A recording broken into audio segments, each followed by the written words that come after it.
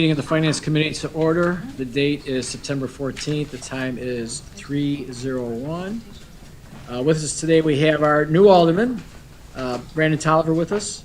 Also in attendance is Alderwoman Bade, Alderwoman Warman, Alderman Bugg, and myself, Alderman Franco. First item is 23-0702, approval of the minutes from the Finance Committee meeting held on August 24th, 2023. Do we have a motion?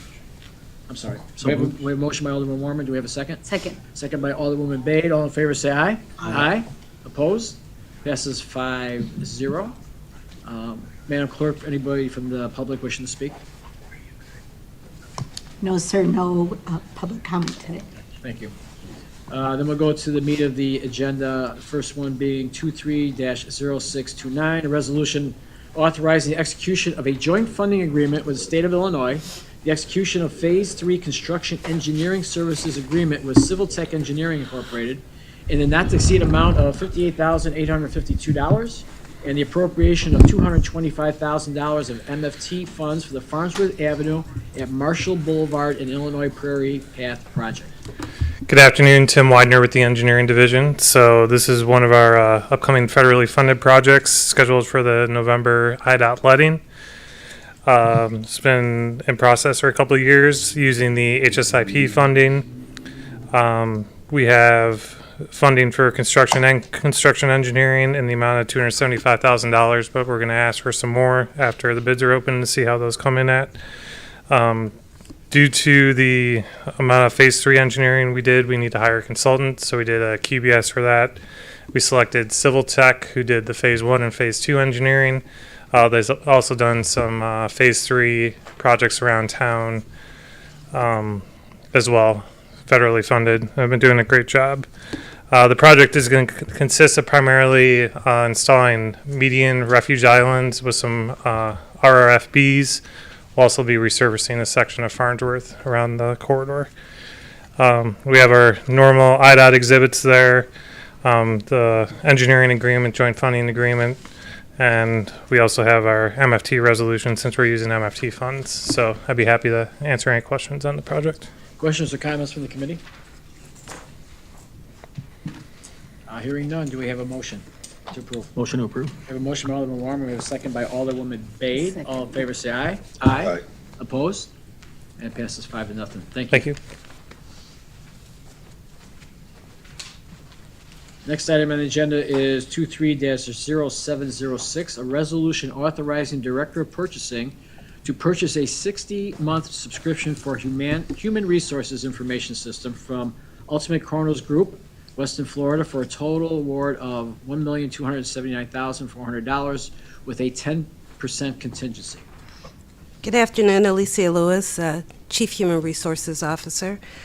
We're asking for approval to go into a 5-year contract with UKG for a HRIS system.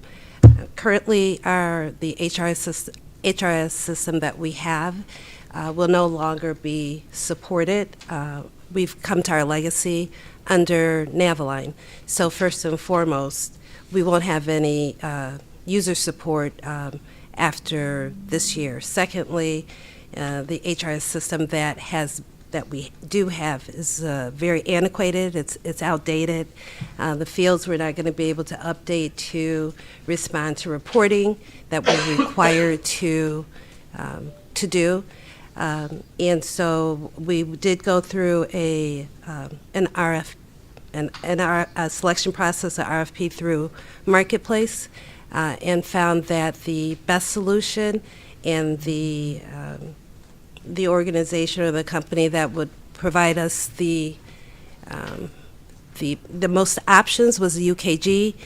This is a great opportunity to maximize on UKG because we already in the past year purchased the time and scheduling component, and so even with the pricing, we're able to leverage some of that by getting this component under UKG. So these systems will work together from the payroll and human resources side. In fact, really the way we were managing some of our HR functions was through the the payroll system, which again, just was not sufficient for our need. And so I think that this will really be a good way to get us to become more efficient.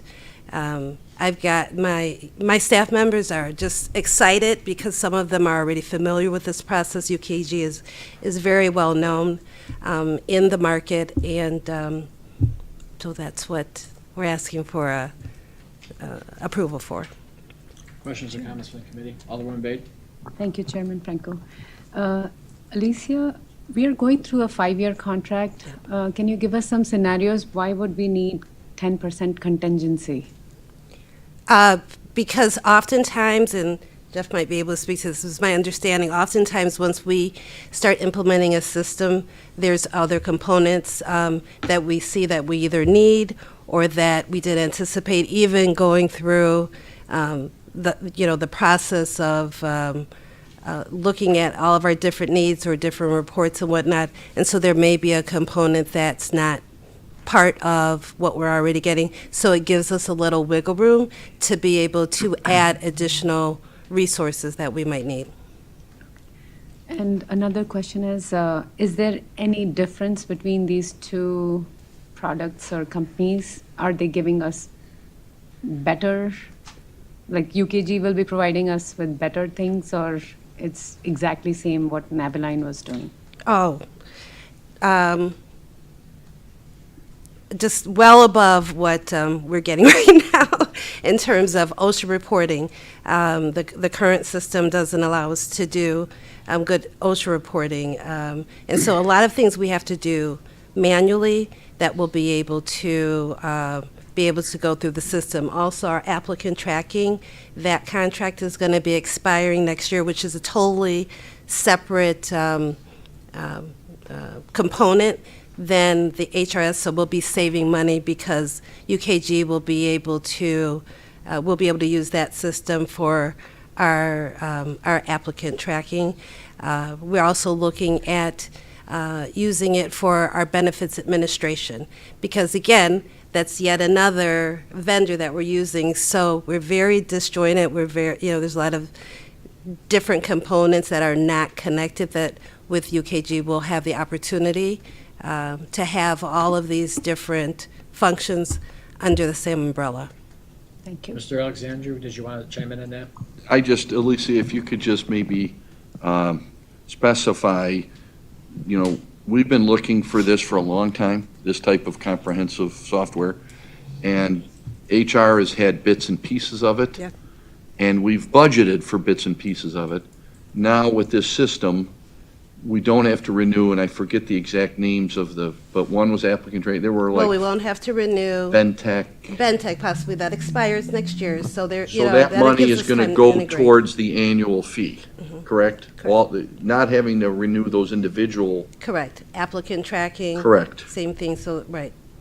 We won't have those expenses. And there's a tremendous benefit to integration, seeing that we've already brought in UKG for time and attendance, correct? Yes. So that's a correct. major benefit. I wish I had this when I was down in HR, but I didn't. Alderman Bug? Thank you. Ms. Lewis, I appreciate the memo and the detail in it, talking about the new product. I don't know if you crafted it or Mr. Piggy's, both your names are on it. I mean, the description is like HR is about to fall down without the new system. So tell me, and Mr. Alexander just mentioned, it's been a long time. So when do we go to Central Square's Superior Nevelized system? When did that go on? I couldn't give you the date before 2000. Many years. 2000, Before 2000? yes. So in 1990 When did something. we go to, I don't know. None of us were here. Yeah. 94-ish. Decades. That was part of the ERP system that. 3 decades. Okay, Correct. okay. So now we fully understand antiquated and all those. It's It's antiquated. been 30 years. Yeah. And to tell you the truth, we started using it, and then it got to the point where it really wasn't sufficient for what we really needed. And so it became, we started doing, again, that's why we have different spreadsheets, and you've got different folks doing different things, and it was more manual. Our process has become more manual because the system in itself just has not been sufficient for us to use. Totally understandable. At COW, I would lead with, our system is 30 years old. Thank won't you. have to say anything Gotcha. else. Yeah, yeah. Commodore 64. Yeah, 1.2. Then I won't have to say anything else, right? Oh, no. 30 years old, it's time to upgrade. Yeah. Yeah. I do have a couple of questions. Implementation, is this something that's fairly easy to implement, or is it a long drawn-out process and a timeline for something like that? With any system, we're gonna have to, build fields and whatnot. I don't know what the time frame. Over the weekend? Once we get started, since we're just now launching some other systems too. Yeah, yes, sir. Musical chairs, you're up. Hi, Jeff Anderson, Deputy CIO. That honestly is part of why we have some of this contingency, right, is to try and figure that out. They've laid out a 4-month window. But we know we're still going to have to hit that fixed target in that 30-year-old system in Naviline, and what does that look like with data coming in and out of Naviline for the HRIS system? We're also going to have it hit the target we're just creating now with timekeeping as well, right? So how do we make those 3 components I described there all fit together? That's a little bit of our contingency that we're asking for this, not knowing all of those details at this present time, right? So they're saying 4 months. Hopefully, we can stick to that. Sure. Or faster.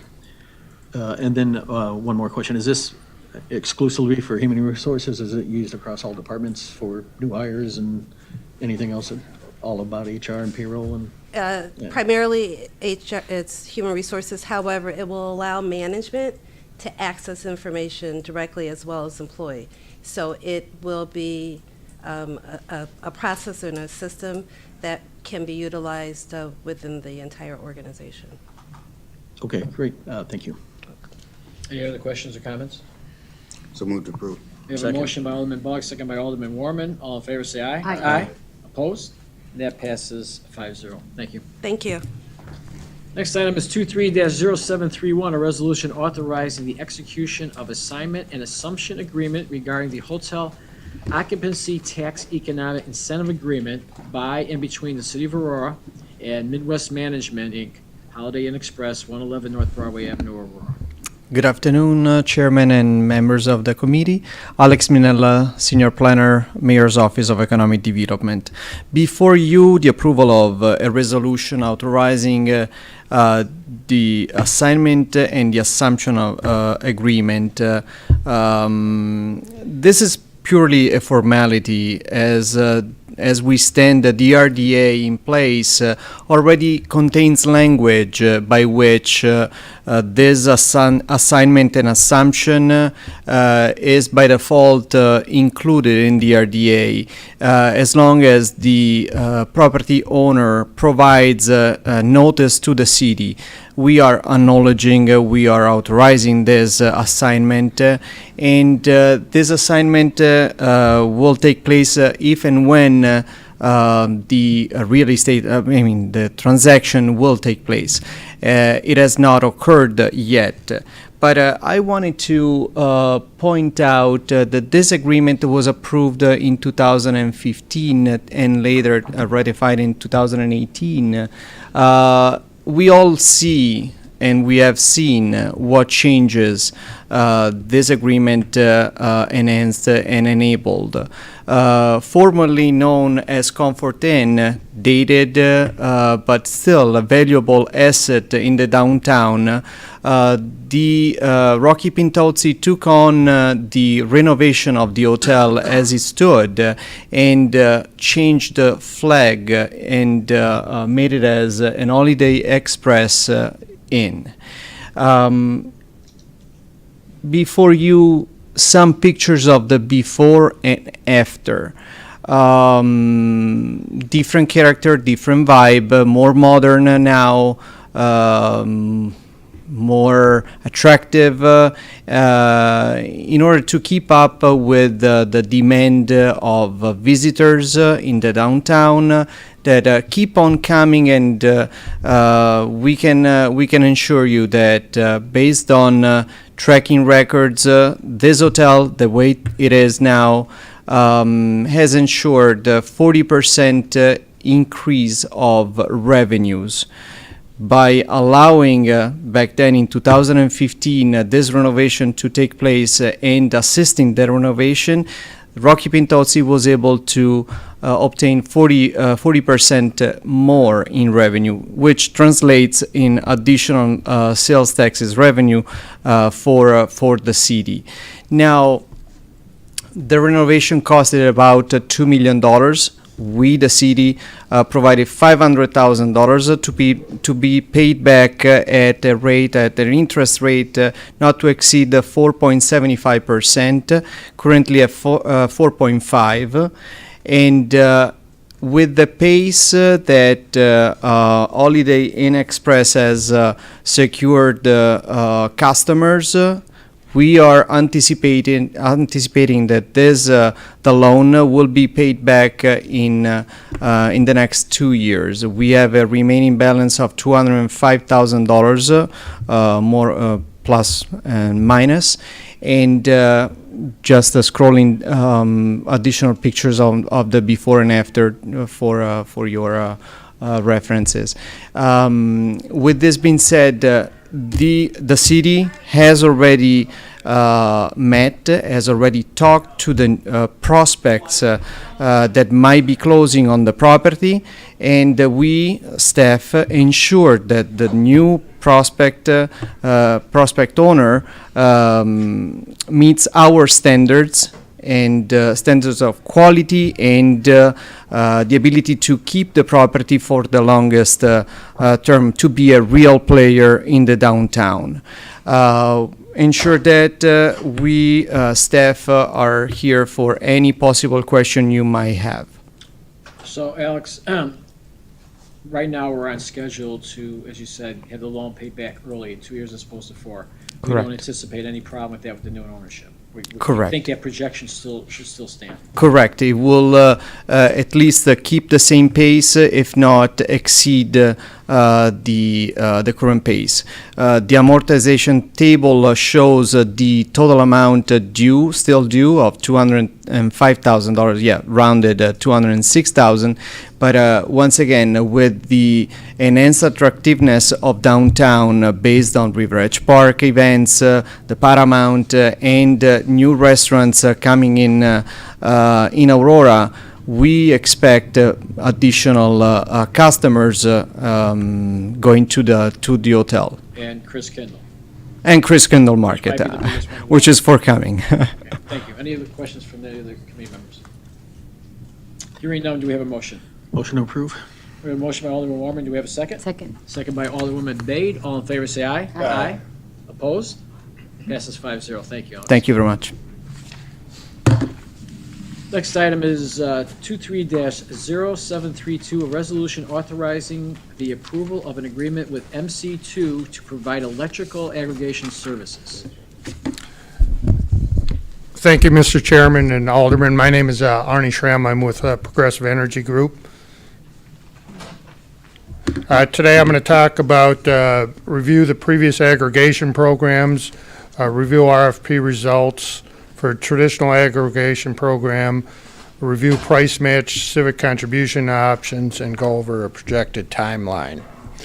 So before I get started, I wanted to give a little bit of history. I know some of the aldermen have been through these aggregation programs since 2012. But in Illinois, the electric was first deregulated way back in 1997. But there was a 10-year transition period that basically was, in those 10 years, ComEd spun off their coal plants. They sold it to a company called Midwest Generation, and they spun off all their nuclear plants out of ComEd into a separate holding company under the Axelon umbrella. So deregulation really didn't get going till after the 10-year transition period in 2007. And early on in those programs, large commercial customers, industrial customers large governmental entities were saving somewhere between 15 and 20% on their electric supply costs. But the residential customers really weren't saving much money. So after an Illinois Commerce Commission study, this Illinois legislature in 2011 passed a law called the Illinois Aggregation Law, which allowed municipal governments and counties for the unincorporated residents to enter into what they call opt-out aggregation programs on behalf of their residents. And Aurora, back in 2012, adopted their first aggregation program, an opt-out program, which basically means everybody's in unless you opt out of the program. And they're given multiple opportunities to opt out of the program. And those early programs are very successful. The average residents were saving $200 to $300 per year. Over time, those savings kept going down and down and down. And like the last program Aurora was in, the savings for the average resident was only about $50 a year. And then Aurora actually had about a 1.5 year period where they ran no aggregation programs. After that, a couple companies came out with and basically what happened is the ComEd and the Illinois Power Authority got a lot better at buying power. They were buying power more like the deregulated companies. In the past, they were always on the wrong side of the market, so there was always a gap for the deregulated companies to beat their standard rates. So that is really narrowed to almost nothing today. So back about 4 years ago, a couple companies developed a program, and it's really, they called it a civic contribution program, and I'll go over some of the highlights on this slide. So the city of Aurora entered that program. It was a 2-year program. It ended last year. And in that program, the city of Aurora received a civic grant of roughly $356,000 per year. The program matched ComEd's rate. So the residents that were in the program didn't save any money, but it didn't cost them any money either. Residents could continue to leave the program at any time with zero cancellation fees, or they could also enter the program at any time. It also allowed Elligo to move customers back to ComEd if the program became uneconomical, but they were still responsible for paying the city the civic fee. The residents that were actually in the aggregation program, which is roughly a third of the residents, not the whole city, but only about a third, also received green power. But that program whittled away by the time, it started with about a third of the residents. By the time it got to October 2022, there's only 500 residents left in the program.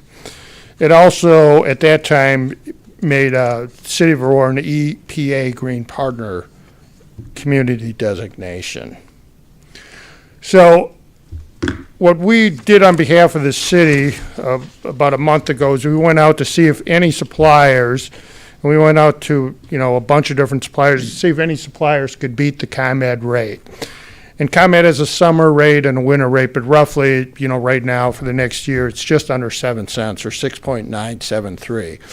And you can see these different suppliers, nobody is under ComEd's rate. Everybody is slightly above ComEd's rate. So it makes no sense for the city to enter into an opt-out aggregation program under the traditional method or the programs that were in place 12 years ago, 10 years ago, 8 years ago, 6 years ago, because the residents would actually be paying more money. So then we went and looked at if the city entered a program similar to the program that just expired last year, and there's only 2 companies that have done those programs in Illinois, and Elligo Energy, your former supplier, did not choose to participate this time. MC Squared did come back and said they'd pay the city a civic contribution if it's a 1-year program, just over $100,000, and if it's a 24-month program, it's just over $200,000. A couple differences, though. It doesn't provide any additional green recs for the residents who participate in the program. So in the past, they bought additional green recs for the third of the residents that were in the program. It doesn't include that this time. The other thing that's changed is the EPA Green Partner Program has changed how they administer these programs. In the past, just the residents in the aggregation program needed to have green certificates for the city to get that designation.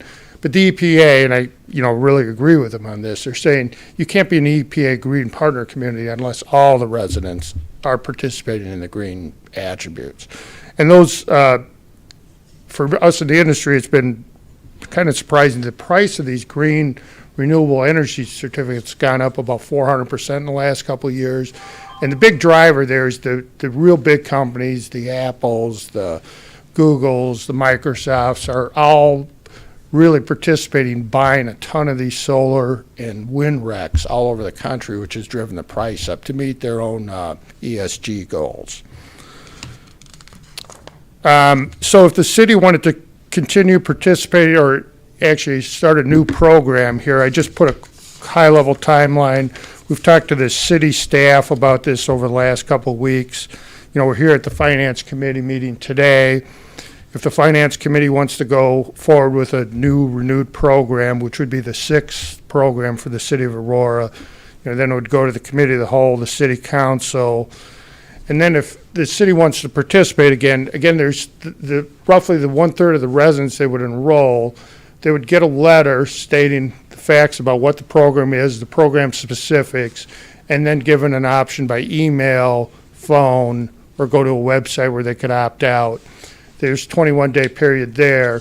After that, ComEd sends an additional letter out on their letterhead, also explaining to customers how to opt out if they don't want to be in the program. But even after that, if the residents want to get out of the program at any time, they can get out of the program with no cost. There's no penalties to leave. In addition to that, this program guarantees that the residents will never pay more than what the ComEd rate is. But it's not a savings program like the early programs were 12 years ago, 10 years ago, 8 years ago, 6 years ago. But it does provide civic grant money to the city, and then basically lets the city decide what they want to do with that civic grant. With that, I'm going to open up to questions. So the residents don't get any extra benefit. They got the ComEd rate because it's lower. But the city would get a benefit of the $206,000 or the 24-month thing per year. So is that the incentive for us? Is that the city would receive the money? Residents are just going to be flat no matter what? Correct. Okay. And then the renewable energy certificates, it's not even in play anymore? No, not for these, not right now. The economics don't work any. They used to be fairly reasonably priced, but the prices of, and it's really just the last 2 years, the prices have exploded on green power. But there's, that might change in a few years. There's a lot of solar and wind in the pipeline. Most of that stuff's going to take a couple of years to get built. But right now, the demand far exceeds the supply. So as a whole, the city benefits. The city absolutely. Bottom line is the city benefits. Customers flat, city benefits, so it's a plus, I guess. It's a plus. Not as big a plus as the Right, last right, program, sure. but it's still a plus. Questions, comments? Alderman Warman? So the city, the money that the city gets, is there any restrictions with that? Is that just going out to general fund? It's just considered another revenue stream, or? Correct. We're working to identify whether or not there are some items related to perhaps electric vehicles or charging stations, things of that nature that might make sense to utilize some of this money for. But essentially, the way I understand it is it goes into the general fund, and there would not be restrictions. We would be free to budget those funds and expend them for any lawful corporate purpose. Alderman Buck? So we say that about 1/3 of the residents will come into the program, and that was pretty much the same as with Illegal. How are those residents chosen? That's a very good question. So here's what happened in the last 4 years. ComEd has one standard rate for residential customers. Everybody pays the same amount per kilowatt hour. But now everybody, almost everybody, like 99% of the customers have what they call smart meters. So ComEd knows how much power every individual meter is using every half hour. So MC Squared has built some fairly sophisticated software where they can see Alderman Bugg's usage by half hour versus Alderman Franco. And prices of electricity can change like 100% between 2 in the morning and 2 in the afternoon. Like 2 in the afternoon today, it might be 8 cents in the wholesale market. 2 in the morning, it might be 2 cents in the wholesale market. So what they're doing is saying, okay, we want to take what they call good load factor customers, the customers who are using more power, and power is very cheap, and that's what they want to put in the program. The customers that are using power when the wholesale market's high, they're technically losing money on. But, you know, there's winners and there's losers. But ComEd sets one rate. So what they're really doing is an arbitrage thing. They're figuring out which of the customers can pay a lower rate, grabbing those customers, and then they're keeping part of it as profit and remitting the other part to the city as through a civic grant. If that answers your question. It answers it perfectly. It also partially answers my follow-up question. I brought up the email that Ms. Voigt graciously sent me in 2021 when I was dropped and most of Ward 9. We went down by 10%. It was virtually my whole ward was taken out. I understand why now, because I'm a ward of families. And if you said who's going to use the most power during the day, families are. So we got removed. I fully understand it now. I didn't understand it in 2021. I fully understand it now. Okay. Yeah. Is there a amount of percentage of users that have to sign up for this program for the city to receive the money? Now, once the contract's signed, that civic grant is locked in. Okay. So, you know, unless the company goes bankrupt, the city will get that civic grant. Okay. So it's just a matter of signing the contract, whether it be one person or 100,000 people. Right. Any other questions or comments? Do we have a motion? Motion to approve. Second. We have a motion by Alderwoman Bay, second by Alderman Warman. All in favor, say aye. Aye. Aye. Opposed? Passes 5-0. Thank you. Next item is 23-0729, an announcement of the availability of the existing TIF District Number 7, First Amendment to the redevelopment plan and project. Good afternoon, Chairman Franco and committee members. Trevor Dick, Assistant Director in the Mayor's Office of Economic Development. In compliance with the TIF Act, this agenda item shall serve as the city's announcement of its intent to amend the redevelopment plan and project related to TIF District Number 7. This action is needed to establish a new Farnsworth-Bilter tax increment financing micro-TIF to support the redevelopment of the casino. On October 25th, 2022, Council approved a redevelopment agreement between the city and Penn Entertainment for the relocation of the Hollywood Casino and Development in the city of Aurora inside of the existing TIF Number 7. As part of that approved RDA, the city committed to evaluating the creation of a new 23-year TIF district to facilitate the redevelopment. Making this announcement will begin the formal process of amending the city's existing TIF 7, which will allow for the creation of the proposed TIF. Failure to make this announcement will mean that the TIF will not be able to be amended and the proposed new TIF district will not be created. Therefore, staff recommends that Council formally announce the availability of the First Amendment to the existing TIF District Number 7 redevelopment plan and project. Questions or comments from the committee? Motion to approve. We have a motion by Alderman Warman. Do we have a second? Second. Second by Alderman Tolliver. All in favor, say aye. Aye. Opposed? And it passes 5-0. Thank you, Trevor. And the next item is 23-0733, announcement of the availability of the eligibility study and report and the redevelopment plan and project for the proposed Farnsworth-Bilter TIF district. Thank you, Chairman. This is definitely a follow-up from the agenda item that we just discussed. This one is also within compliance with the TIF Act, and it shall serve as the city's announcement of its intent to establish a Farnsworth-Bilter tax increment financing district. It provides for a review period of the redevelopment project and plan, as well as the eligibility report for the proposed Farnsworth-Bilter TIF. Staff recommends that Council formally announce the availability of the eligibility study and report and the redevelopment plan and project on the west side of Farnsworth Avenue between Bilter Road and Corporate Boulevard. Questions or comments from the committee? Hearing none, do we have a motion? Motion to Is approve. this just announcement or Pardon?